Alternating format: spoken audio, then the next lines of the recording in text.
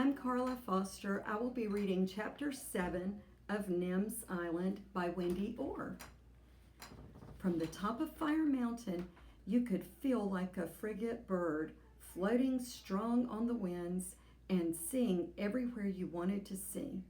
You could see the island shores and beaches, and the grasslands and the cliffs and the rocks and the forest.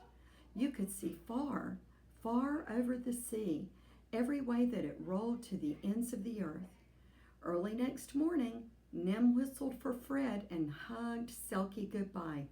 "I'll be careful," she promised.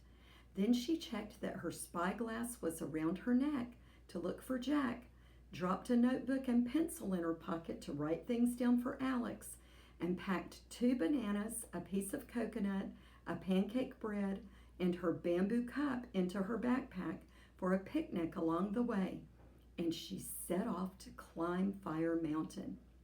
She stopped at the pool to fill her cup and shoved its bamboo lid back on tight, then climbed on up past the top of the waterfall, following the creek through tangling vines and fly-munching flowers. The air steamed and sweat dribbled. "Get down and walk, Fred," said Nim.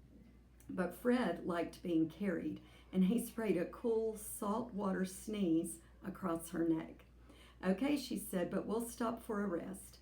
The creek was shallow and warm, but they flopped in, and it trickled over their hot bodies. Nim lay on her back and peeled a banana. Fred stared at the coconut. "Later," said Nim. Fred tried to sulk, but was too hot to bother. They climbed higher, and the ground was gravelly and black. The plants were gray spikes, and the creek disappeared. Then there were no plants at all, just bubbling steam and the rotten egg smell of the hissing stones, but 100 times stronger. "Pee-you," Nim coughed, and Fred sneezed a pathetic spray. Long ago, the top of Fire Mountain had been a round green peak. Then one rumbling, earth-shaking day, it had poured out its heart of boiling, rolling, melting lava, and the round green peak had been blown away. Now the top of the mountain was a sharp gray point with a great smoky crater yawning below. Nim wanted to look down into the crater, but the cloud of steam was too thick to see through and too choking to breathe. And the longer she stood on the rocks, the hotter they got, so she had to hop on one foot and then on the other, and then she had to run out of the smoke and away from the heat to the very top of the mountain. She sat down and Fred climbed off her shoulders, and they both took a deep breath. "Picnic?" asked Nim, and they shared the coconut and the water. Then Nim ate her bread and her other banana and looked all around. No matter which way or how far her spyglass stared, the ocean was empty. There were no white sails or anything else that could be Jack's boat. Nothing but a frigate bird winging steadily out to the western sea. "Maybe he'll bring me another message," thought Nim. But first she was going to be Alex's island eyes. Far below her was the top of Frigate Berg Cliffs, then Turtle Beach's pale gold sand, the grasslands and Shell Beach, and the hut, on to Sea Lion Point and Keyhole Cove, and finally the grim black lava rock that stretched all the way back to the far edge of Frigate Berg Cliffs. The island was built in layers, Nim thought. Beach and rock, grassland and rainforest, and last of all, the rocky Fire Mountain cone. She picked up her notebook and pencil, but before she could start to write, the ground began to tremble. Then the earth roared and the mountain bellowed, and an explosion of red covered the sky. A fountain of lava, red and bubbling, shot up from the middle of the crater. Red and gold stars, hot and boiling, sprayed over the mountaintop. It was like the wildest storm, when wind and rain crash and great surf waves thunder, except that the wind, the rain, and the waves were all made of fire.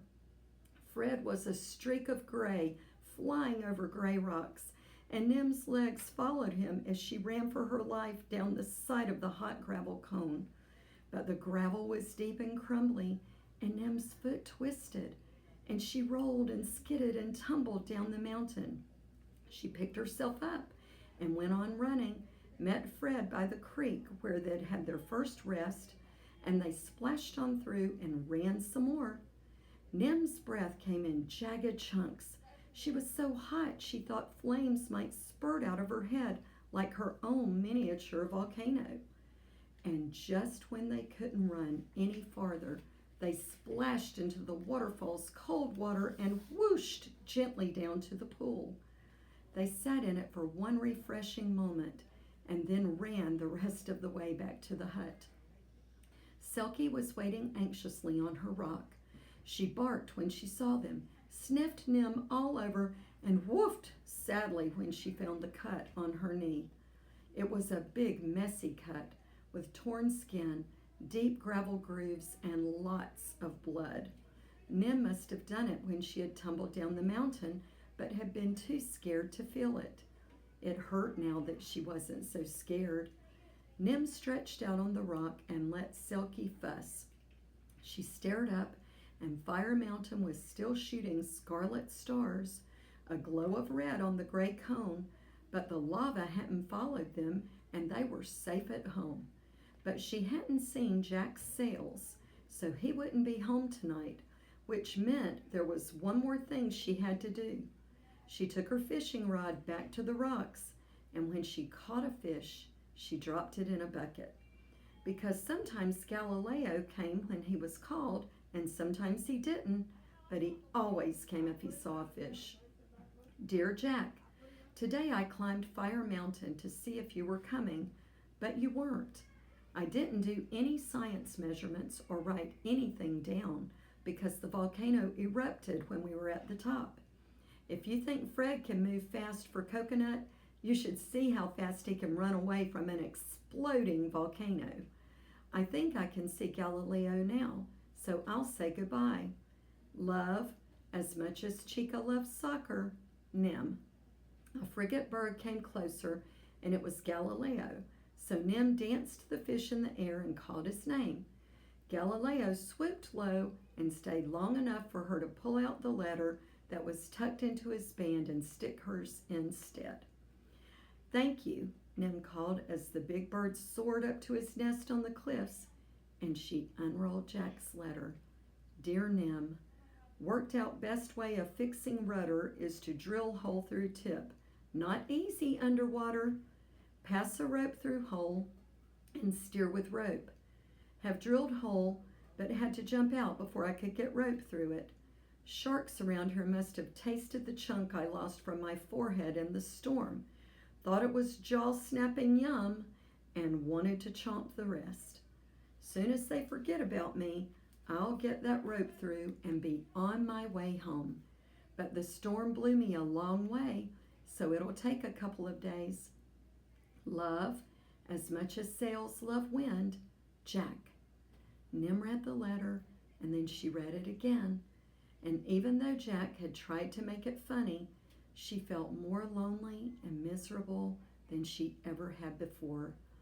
Even writing a long, long email to tell Alex Rover all about Fire Mountain didn't make her feel better.